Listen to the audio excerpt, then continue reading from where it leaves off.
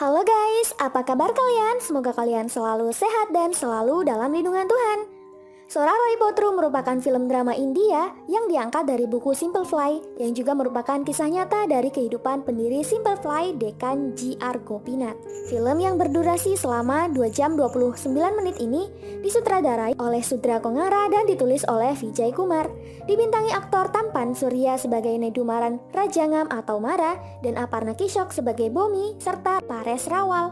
Mara merupakan mantan perwira angkatan udara yang berasal dari sebuah desa di Madurai. Dia sangat bermimpi memulai sebuah maskapai perusahaan penerbangan berbiaya rendah untuk membuat rakyat jelata bisa ikut merasakan indahnya terbang di udara, serta menghapus perbedaan kasta yang biasa dilakukan oleh orang kaya. Dia jatuh cinta pada Sundari alias Bumi, seorang gadis desa yang ditolak 20 pria untuk menikahinya. Bagaimana keseruan kisahnya? Tanpa basa-basi lagi, inilah alur ceritanya. Suatu hari, Mara dikunjungi oleh Bomi yang keluarganya sedang mencarikan calon pengantin pria yang cocok untuknya. Mara terkesan dengan sifat Bomi yang cuek dan berpendirian, sehingga dia setuju untuk menikahinya. Tapi Bomi meminta waktu untuk memikirkannya terlebih dahulu. Untuk meyakinkan hatinya, Bomi mendatangi Mara yang sedang tidur, lalu membangunkannya. Bomi menanyakan apa latar belakang Mara. Mara menjawab, dia adalah anak dari seorang guru yang berjari 6. Beliau selalu membuat surat untuk pemerintah agar mau membuat stasiun kereta api di wilayahnya. Supaya masyarakat di sana bisa dengan mudah bepergian dan mudah mengurus sesuatu, beliau terus-terusan membuat petisi. Namun tetap saja tidak ada perubahan. Karena tidak pernah didengar pejabat, membuat Mara dan pengikutnya memberontak di rel kereta api.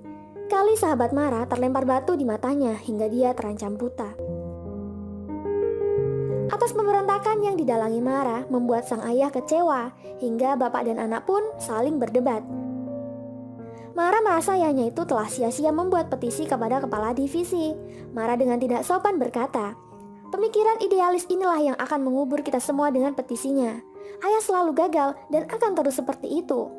Mara pun mendapat tamparan dari ayahnya. Semenjak itu, hubungan ayah dan anak ini menjadi tidak baik. Lanjut cerita, Mara bergabung dengan Akademi Pertahanan Nasional dan kemudian Angkatan Udara. Di sana dia sering menulis surat untuk orang tuanya. Ayah Mara juga sering menulis surat untuk Mara. Bedanya, beliau hanya menyimpannya saja. Dalam surat Mara, dia mengatakan, di sana dia mempunyai sahabat dekat bernama Chaitanya dan Sebi. Mereka bertiga telah lulus di akademi dan telah resmi menjadi pilot terbaik. Sehingga mereka diam-diam berjoget gila untuk merayakan kelulusannya. Akibatnya mereka bertiga mendapat hukuman dari Jenderal Naidu. Suatu ketika Mara akhirnya mendapat giliran telepon sebulan sekali hanya 3 menit saja. Waktu singkat itu akan dia gunakan untuk berbicara dengan orang tuanya. Sayangnya sinyal di kampung sangat buruk. Ibu mengira Mara telah mematikan telepon karena tidak mau berbicara dengan ayahnya. Sang ayah merasa kecewa. Dia berkata, "Mengapa dia mau berbicara dengan pecundang? Dia tidak mau berbicara denganku." Mara tidak bisa menelpon mereka lagi karena waktunya telah habis. Lanjut cerita, Mara memberi ide untuk Jenderal Naidu. Selama ini Departemen Militer terlalu boros dalam menggunakan logistik. Dia membuat rekayasa, yakni tidak memerlukan banyak pesawat untuk mengangkut pasukan lapis baja mereka. 1 helikopter saja cukup untuk menghemat bahan bakar dan tambahan biaya lainnya. Tapi Jenderal Naidu malah mengatai Mara pelit. Mara menjawab, dia tidak pelit tapi dia sedang pintar. Merasa tersinggung, Jenderal Naidu pun menghukum Mara dan 2 rekannya hingga mereka kehabisan tenaga. Belum selesai Mara bercerita, Bumi dipanggil keluarganya untuk segera tidur. Keesokan harinya adalah hari penentuan apakah Bumi menerima lamaran Mara atau tidak. Mara yang sudah berpenampilan gagah dan rapi itu ternyata ditolak Bumi. Bumi berkata, "Kamu menginginkan sebuah perusahaan maskapai, dan aku menginginkan usaha roti yang besar. Mari kita wujudkan bersama dulu, setelah itu baru kita menikah." Mala pun setuju. Singkat cerita, dengan kerja kerasnya, Bumi berhasil membuat toko rotinya berkembang dan mempunyai banyak pelanggan. Sedangkan Mara, dia bersusah payah mencari investor tetapi belum dapat juga. Di tahun 2000, rekan Mara, Sebi, bersama remaja-remaja IT membuat sebuah perangkat lunak untuk membantu Mara dalam bisnis maskapainya. Sebi lalu pergi bersama Mara untuk meminta rekannya Chaita ikut bergabung dengan pilot utama dalam proyek maskapainya. Jenderal Naidu tidak menyetujuinya karena itu akan merusak masa depan Chaita. Dia juga mengatakan bahwa Mara tidak cocok menjadi pemimpin. Marah dan pergi begitu saja. Tapi Cerita ini sangat setia kawan dan memilih ikut bersama Mara. Lanjut cerita, Mara hendak bertemu dengan idolanya yakni Paresh Rawal, pemilik Jazz Airlines yang meraih sukses besar di industri penerbangan melalui kerja keras. Mara berencana ingin mengajak idolanya itu bekerja sama. Tak sengaja dia bertemu dengan seorang reporter bernama Citra Ramaswamy dan berkenalan dengannya karena kebetulan Citra hendak mewawancarai Paresh dan satu pesawat dengannya.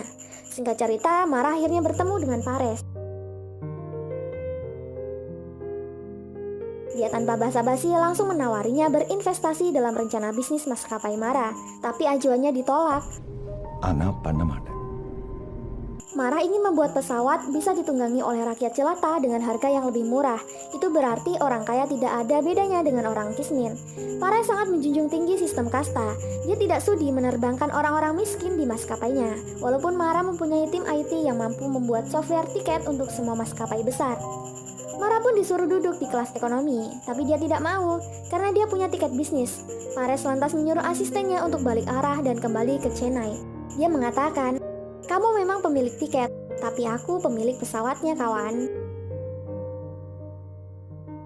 Prakash Babu, kepala perusahaan permodalan Ventura, tidak sengaja mendengar percakapan Mara dengan Paresh dan memintanya untuk menjelaskan rencana bisnisnya. Mara menjelaskan bahwa maskapai kami berbeda dengan maskapai yang lain. Kami menjaga agar pesawat kami tetap ringan. Tidak ada makanan atau staf tambahan jika penerbangan hanya 1 jam. Dengan begitu, tiket untuk penerbangan akan lebih terjangkau. Jika maskapai lain melakukan 2 perjalanan per hari karena aturan yang mengatakan bahwa staf tidak boleh terbang lebih dari 8 jam per hari, tapi kami akan melakukan 6 perjalanan setiap hari, di mana terdapat 3 shift yang bisa terbang selama 18 jam per hari. Saya sudah mencoba 23 visi dan 56 bank sejauh ini, dan mereka menganggapku gila. Jika Anda menolakku kali ini, maka aku akan mencari visi ke-25 berikutnya. Dengan ide brilian yang dimiliki Mara, Prakash pun setuju dan mau bekerja sama dengannya, dan menyuruh Mara datang ke kantor Prakash pada tanggal 8 April bulan depan. Mara dan kedua rekannya pun sangat senang. Akhirnya ada juga perusahaan yang mau membantu mereka. Mara lalu mendatangi toko roti untuk bertemu dengan Bumi, tapi dia kecewa. Bumi mengatakan kalau dia sudah menikah dan telah dikaruniai 2 anak. Bumi menanyakan kelanjutan bisnis maskapai Mara. Mara berkata kalau proyeknya telah disetujui oleh PT SCI Venture Capitalis. Artinya dia sudah mendapatkan investor. Tinggal minta lisensi sama Direktorat Jenderal Perhubungan Udara dan NOC. Bumi mengejeknya karena Mara masih berada di langkah pertama, sedangkan Bumi sudah berada di langkah ketiga. Mara bertanya apakah suami Mara telah melakukan pekerjaan yang lebih baik darinya. Bumi menjawab kalau dia dan suaminya berencana akan membuat banyak cabang roti lagi. Mara pun patah hati dan pergi. Tapi Kali memberinya kabar baik. Bumi masih perawan tua. Yang kemarin itu hanya anak temannya. Paman Bumi lah yang telah memberitahunya. Mara pun mendatangi Bumi yang sedang berjualan. Dia meminta Bumi untuk segera menikah dengannya. Tapi Bumi punya 3 syarat. Yang pertama, uang hasil pernikahan adalah milik bersama. Kedua, bisnis rotiku untukmu dan bisnis maskapaimu untukku. Dan yang terakhir, keluarga kita adalah hal yang terpenting. Jika Mara mengecewakan hal itu, maka Bumi akan meracuni Mara dalam makanannya. Setelah kesepakatan itu, mereka berdua akhirnya menikah. Bumi pun mendapat sumbangan dari ibu mertuanya untuk membuka toko roti yang lebih besar. Dan mereka berdua pun tinggal serumah dengan bahagia. Tanggal 8 April tahun 2000 pun akhirnya tiba. Mara meyakinkan kepada para dewan investor tentang proyek maskapainya. Dan singkat cerita, dia pun berhasil meyakinkan mereka. Dengan begitu, Mara dapat segera meluncurkan maskapai penerbangannya jika surat lisensi sudah ditandatangani. Prakash berkata agar Mara segera menyiapkan dana untuk menyewa pesawat Plinem. Dan total dana yang dibutuhkan oleh Mara adalah senilai 47 lak. Prakash berkata, jika sewaktu-waktu Plinem telah menaikkan tiketnya atau jika ide ini dicuri orang lain, maka kita akan mendapat masalah. Oleh karena itu, bawalah pesawat sewaan dari Plinem itu ke Malaysia dan mulai mengecek dengan label maskapaimu di sana. Lanjut cerita, Mara dibantu sang ibu meminjam uang senilai 47 lak kepada murid kesayangan ayahnya dengan jaminan rumah serta lahan pertanian milik ibunya itu. Setelah mendapatkan uang, Mara mendatangi kantor DGCA untuk mendapatkan lisensi maskapai barunya. Sayangnya Direktur Ratan Tata enggan memberikan tanda tangan. Semua itu karena dulu Ratan Tata juga pernah menunggu selama 20 tahun hanya untuk mendirikan Tata Airlines. Dan dia gagal mendapatkan tanda tangan dari direktur sebelumnya. Intinya, asisten Ratan memberitahu Mara bahwa Ratan tidak akan pernah memberikan tanda tangannya kepada siapapun. Padahal selangkah lagi Mara sudah resmi bisa menerbangkan pesawat dari maskapainya. Tak putus asa, Mara meminta bantuan Chaitra dan ikut dengannya. Chaitra kebetulan hendak mewawancarai Presiden Abdul Kalam. Setelah melewati beberapa adegan drama, Mara pun berhasil berbicara dengan beliau. Mara hendak meminta bantuan Presiden Abdul Kalam. Dia berkata, "Saya dari desa kecil dekat Solavandan. Ayah saya seorang guru sekolah negeri. Dulu saat saya masih di sekolah penerbangan, saya mendapat kabar dari Ibu bahwa ayah sedang sekarat dan ingin segera bertemu dengan saya. Sedangkan jadwal pesawat hanya terbang sekali di jam 8 malam. Mara memberikan uang 6.000 rupiah untuk penerbangannya, tapi staf meminta 11.200 rupiah untuk tiket kelas bisnis. Karena kelas ekonomi sudah penuh, Mara pun meminta bantuan ke sana kemari, tapi tidak ada yang mau menolongnya. Dia bahkan sampai mengeluarkan seragam angkatan udaranya untuk meyakinkan orang-orang, tapi tak satu pun yang mau membantunya. Dengan terpaksa, Mara pun naik angkutan umum yang jelas akan memakan waktu lebih lama. Di sepanjang jalan, Mara teringat ayahnya. Dia menyesal mengapa dia harus bermusuhan dengan ayahnya. Sayangnya, sesampainya di rumah dia terlambat. Jasad ayahnya telah menjadi abu. Itu memicu kemarahan sang ibu. Ayah Mara meninggalkan surat untuknya. Ayahnya yakin bahwa suatu saat Mara akan sukses. Dia berkata, "Burung pipit tidak pernah bisa bercita-cita menjadi seekor elang. Tapi anakku akan mewujudkannya, membuat semua orang kecil bisa terbang menggunakan pesawatnya." Mendengar itu, Mara pun mendapat surat rekomendasi presiden agar Mara mendapat tanda tangan lisensi maskapainya dari Ratan Tata. Sehingga pesawat Deccan Air kini bisa dicat ulang. Selain itu, dia pun bisa menari tarian gila bersama istri dan sahabatnya. Kesal dengan kemajuannya, Pares menggunakan kekuatannya untuk mengesahkan undang-undang yang mengharuskan Boeing menyerahkan cetak biru maskapainya untuk terbang di wilayah udara India. Hal ini menyebabkan Pline membatalkan sewa dan menuntut biaya penalti sebanyak 50 lak. Mara meminta Prakas untuk meminjamkan uang kepadanya untuk membayar hukuman tersebut, tapi dia ditolak. Prakas mengungkapkan bahwa dia bekerja dengan Pares dan telah bersekongkol dengannya untuk menjatuhkan Mara. Dia juga mengungkap pesawat Boeing justru diakuisi oleh maskapai jas milik Pares. Artinya Pares telah mengendalikan seluruh maskapai di India ini. Mara semakin marah dan menyerbu kantor Pares, tetapi gagal karena langsung ditangani oleh para penjaga. Setelah kegagalan Mara, mertua Mara menjadi kesal dan menganggap suami Bomi tidak ada gunanya. Tak sengaja ternyata Mara sudah pulang dan mendengar itu semua. Dia marah dan meminta Bumi agar ikut dengan ibunya dan lalu meninggalkannya. Bumi berkata bahwa sampai kapanpun dia tidak akan meninggalkan Mara. Dia yakin suatu hari nanti Mara akan sukses. Suaminya itu bukanlah pecundang, tapi Mara malah menampar istrinya. Emosinya tak terkendali. Bahkan seharian dia hanya berdiri dan merenungi kegagalannya. Setelah emosi reda, Mara langsung mencari-cari istrinya dan merasa sangat bersalah. Dia mencari ke sana kemari dan menemukan Bumi di rumahnya sendiri, sedang duduk termenung. Bumi berkata, seandainya dia tidak hamil, dia akan membuat Mara mencari-carinya sampai berhari-hari.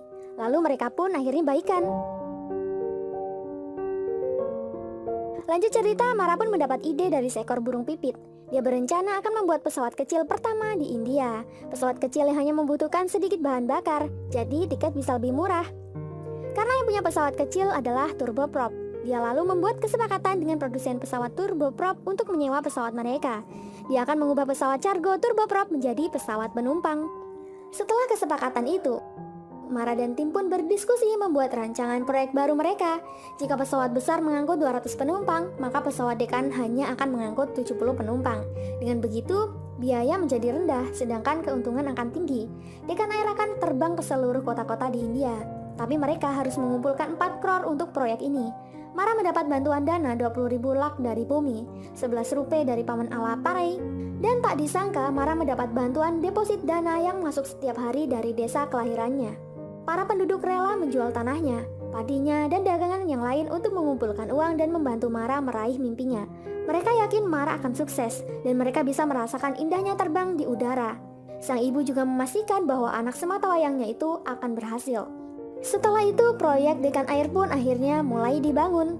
Dia berencana untuk memulai operasi penerbangan dari landasan yang ditinggalkan karena bandara-bandara utama berada di bawah kendali Pares. Dia tetap menamai maskapainya Dekan Air dan menjual tiket di stasiun kereta api dan juga tempat lainnya dengan harapan mendapatkan pelanggan. Pares khawatir keberadaan Dekan Air dapat mempengaruhi bisnisnya. Lalu dia memutuskan untuk mengambil tindakan sendiri dengan membeli semua pilot dengan harga 3 kali lipat, sehingga tidak ada yang mau menjadi pilot di maskapai Dekan Air. Tapi Mara punya ide, pensiunan pilot angkatan udara yang masih punya izin mengudara 4 tahun dipekerjakan untuk menerbangkan pesawat, dan Bomi bertanggung jawab atas catering dalam penerbangan. Pada hari pengiriman pesawat, Paris menggunakan pengaruhnya untuk memblokir pendaratan penerbangan di Chennai secara tiba-tiba, sehingga pesawat yang dibawa Chaitanya terlalu lama berputar-putar di udara, dan memaksa penerbangan melakukan pendaratan darurat di pangkalan angkatan udara karena kekurangan bahan bakar. Hal itu sangat beresiko dan membuat Chaitanya dan kawannya terluka. Setelah kejadian itu, mantan perwira angkatan darat itu pun harus menghadapi Jenderal Naidu kembali. Biasanya mereka yang melakukan pendaratan secara tidak sah di suatu wilayah akan dipenjara selama 10 tahun dengan denda sebanyak 5 crore. Untungnya Jenderal Naidu memaafkan mereka bertiga dan hanya memberi Mara denda 250.000 rupiah saja, di mana denda itu dibayar setelah 3 bulan Mara memulai bisnis maskapainya. Mara sangat senang, dia mengira selama ini jenderalnya telah membencinya, padahal sekarang dialah orang yang membantu Mara di kala kesusahan. Pada tanggal 10 Agustus 2003, penerbangan perdana Dekan Air pun dilakukan. Bahkan seorang menteri ikut satu rombongan dengan Mara.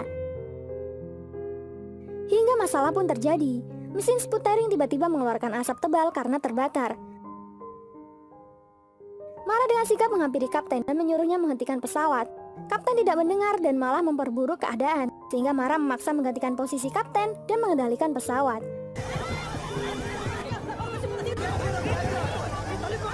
Kejadian itu sangat mengecewakan menteri. Selain itu, Mara harus menghadapi banyaknya pertanyaan dari wartawan. Dan di saat yang sama, istrinya hendak melahirkan.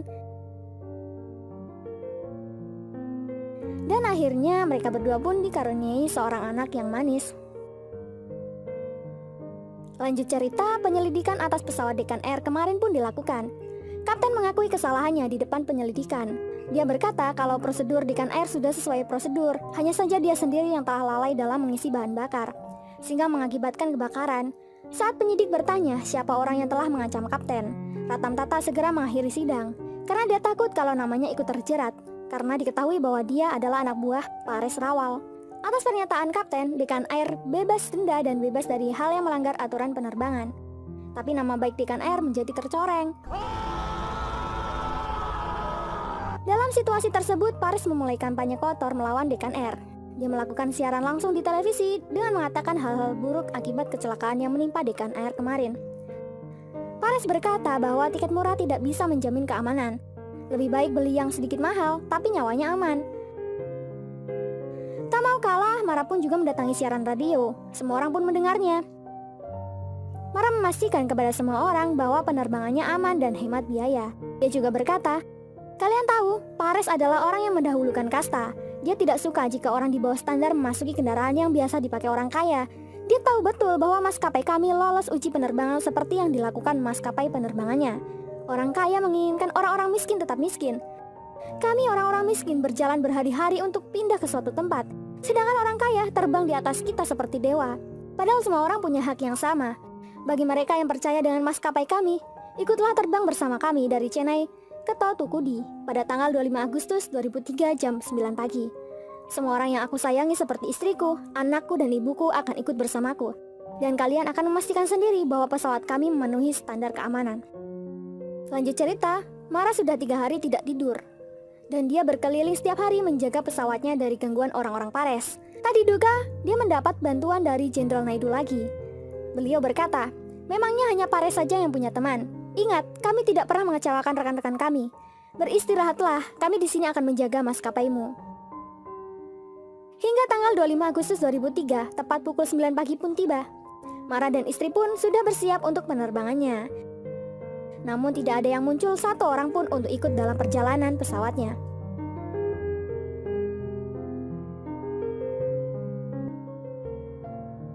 Tepat ketika Mara akan menyerah, Sebi dengan menangis meminta maaf kepada Mara. Semua itu terjadi karena kesalahan teknis yang menyebabkan tiket untuk penerbangan pesawat yang akan dinaiki Mara tersebut tiba-tiba ke-cancel semua.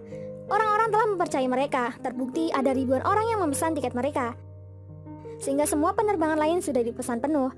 Dengan air mata kebahagiaan di matanya, Mara melihat penerbangan lainnya mendarat. Mara langsung menghampiri pesawat yang terbang dari Madurai ke Chennai. Dia pun lega melihat orang-orang yang telah membantunya berdatangan menuruni pesawat Deccan Air miliknya. Dan juga dia telah berhasil membuat para penduduk yang mendukungnya itu bangga.